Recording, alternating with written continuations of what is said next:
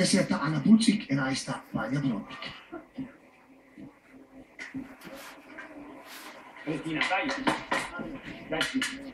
In zdaj Tina Maze.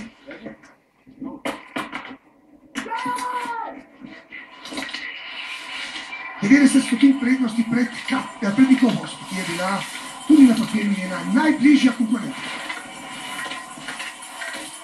Včeraj je trenirala slalom, to smo vam tudi pokazali.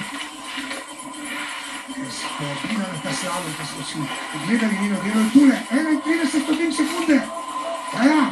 Nekaj prednosti je šlo po zlu, toda tu je še kakaj skrivnost Valerija Gerardija, ki bo Tini Maze verjetno primaknila kako desetinko v tem nesrednjem delu, ko je že išla izgoda na sonce pri drugem nevestnega časa. 26 stotink sekunde ostaja, zdaj močna in ima največ moči, dobro pripravljena tudi za to visoko nadmorsko višino. Tina Maze tule zdaj poskuša skozi zadnje vrate, tudi še 1, 2, 3, povejte, 2, 30, to je bo verjetno dovolj, tako je.